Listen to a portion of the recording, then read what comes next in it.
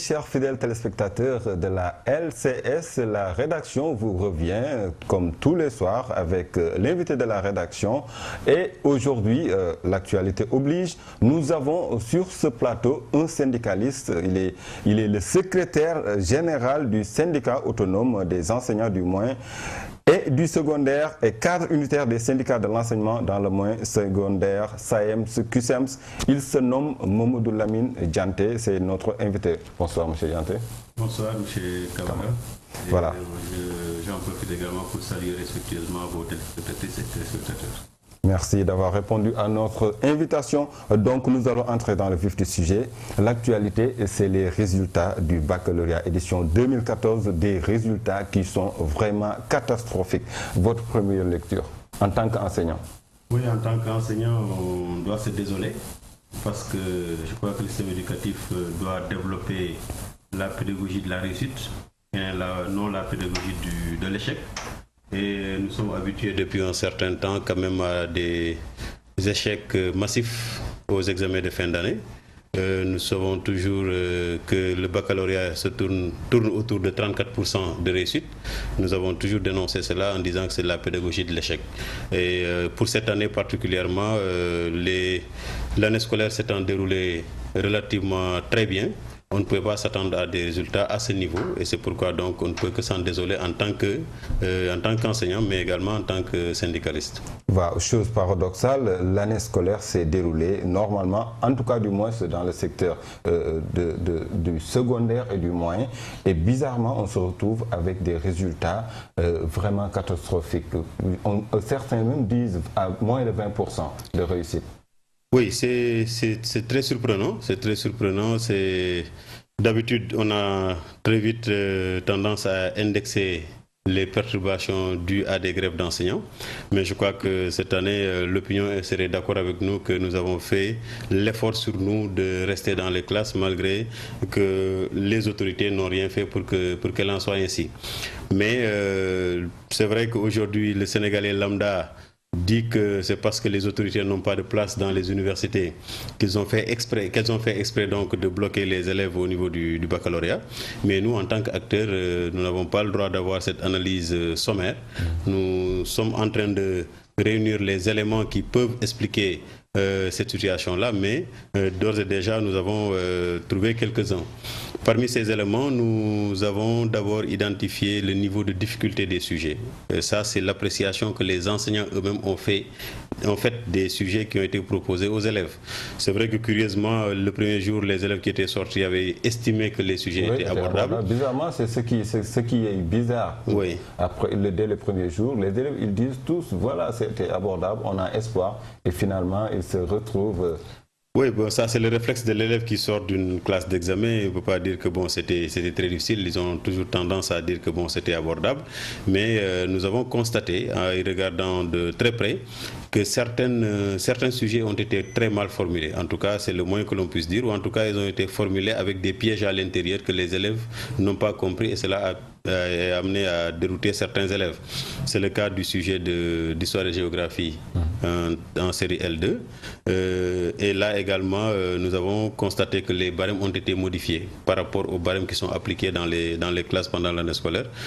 Deuxième élément que nous pouvons identifier, c'est le calendrier des épreuves. Là aussi, nous avons toujours dit à l'Office du bac qu'il faudrait revoir ce calendrier à l'avantage des élèves. Parce qu'on ne peut pas comprendre que vous commencez un examen aussi sérieux que le baccalauréat, parce que c'est quand même 15 ans d'investissement pour le parent et pour l'élève, que vous ne puissiez pas démarrer votre examen par les dominantes, et particulièrement les matins.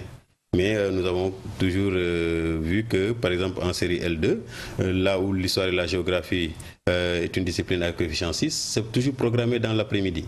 Ce qui fait donc que l'élève n'est pas n'est pas donc au maximum de ses capacités pour pouvoir produire de bons résultats. On est un peu fatigué avec la canicule. Surtout avec le ramadan. Je vais demander à la régie de nous passer un élément que la consoeur Sokhna Faye a fait sur l'échec ou bien, disons, la catastrophe des résultats du baccalauréat édition 2014.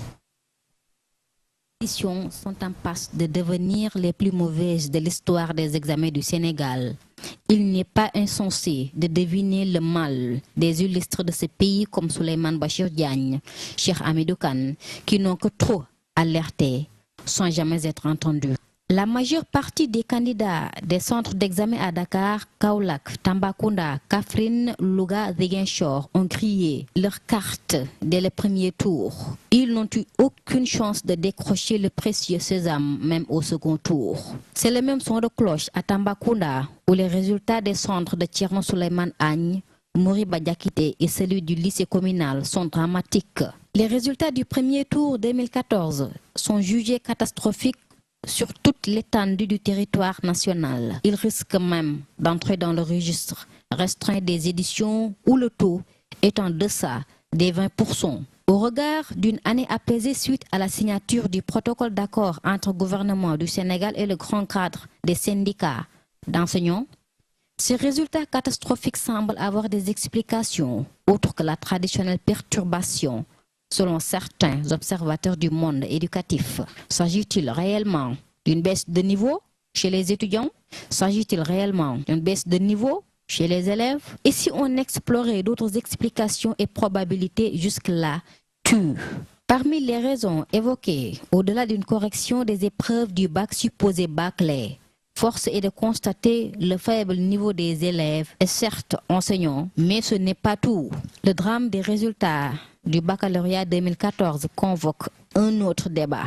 Il n'est plus question de balayer d'un revers de main la probabilité d'un système d'assainissement de l'université qui n'en pourrait plus à recevoir ce nombre colossal d'étudiants, bien au-delà de sa capacité d'accueil. La tension à l'université entre étudiants et autorités ne connaît pas encore d'épilogue. À l'ordre du jour, la virulente revendication master pour tous, catégoriquement refusée par le système universitaire. Que faut-il d'autre pour nier encore la volonté étatique d'encourager le renoncement à poursuivre les études universitaires?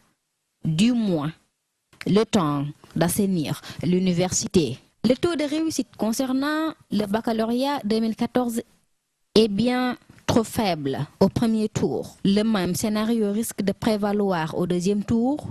La situation et les politiques en cours n'autorisent pas d'accorder traitement de faveur aux candidats. Malheur à ces jeunes innocents rêveurs du bac. Disons que la chance ne leur a pas encore souri.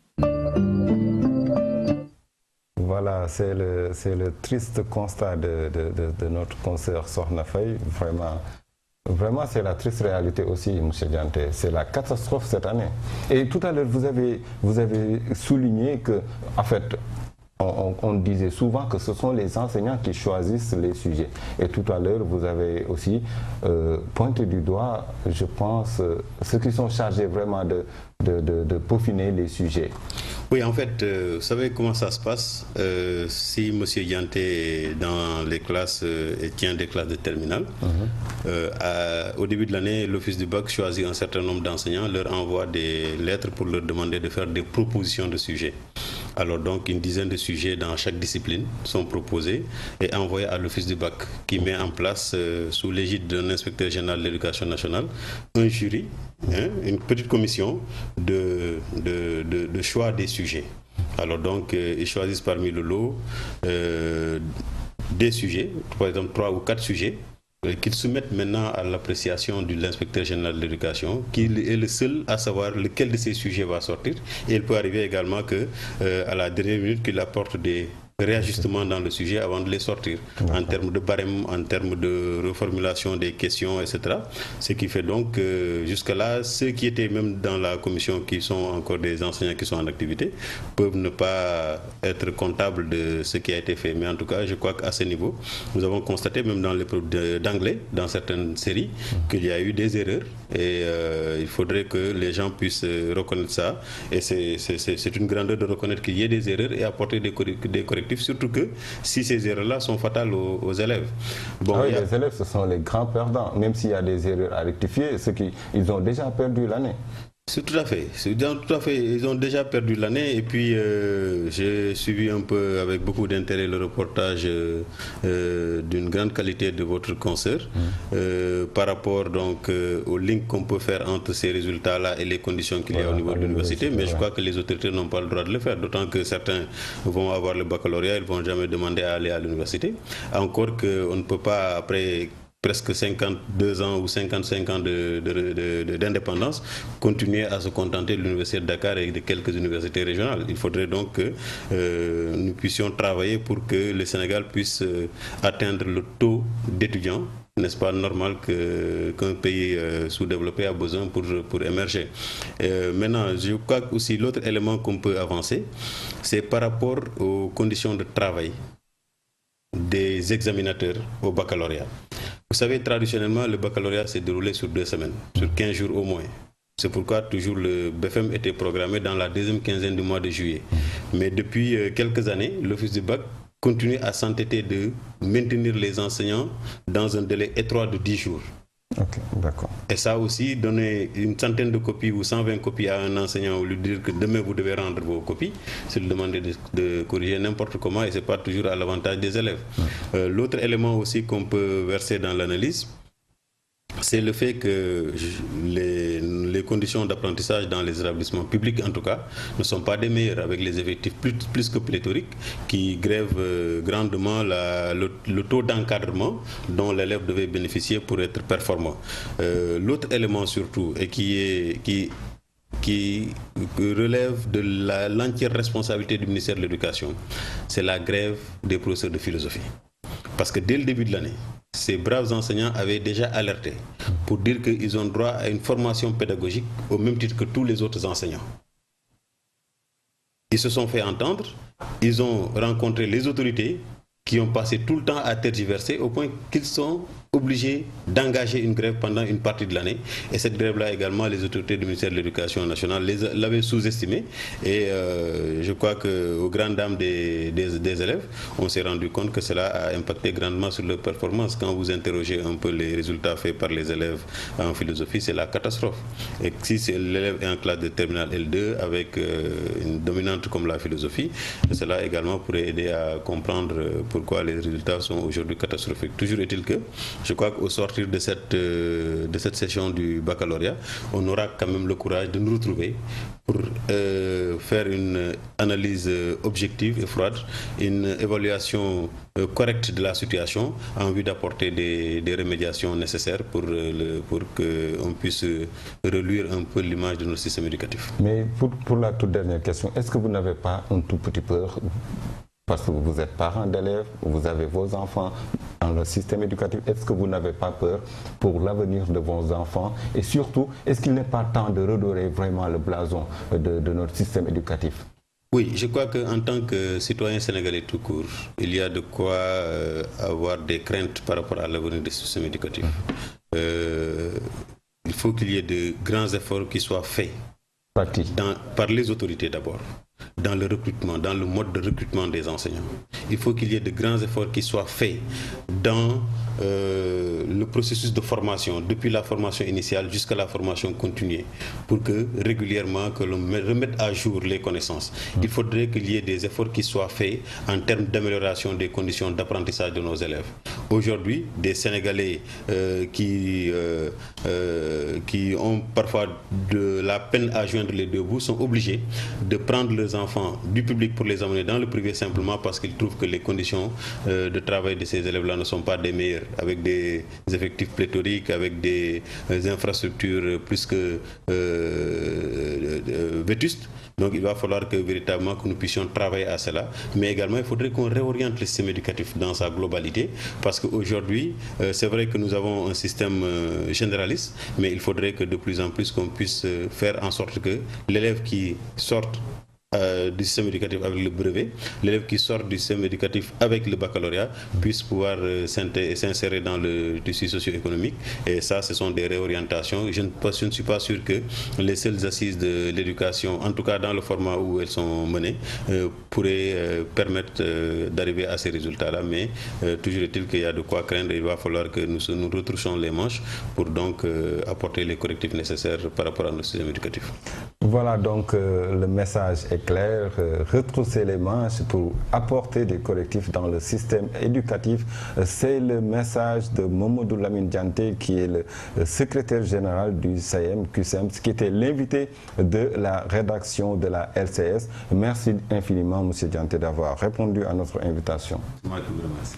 Merci à vous, chers fidèles téléspectateurs. C'était tout pour aujourd'hui. Nous vous donnons rendez-vous certainement demain à la même heure.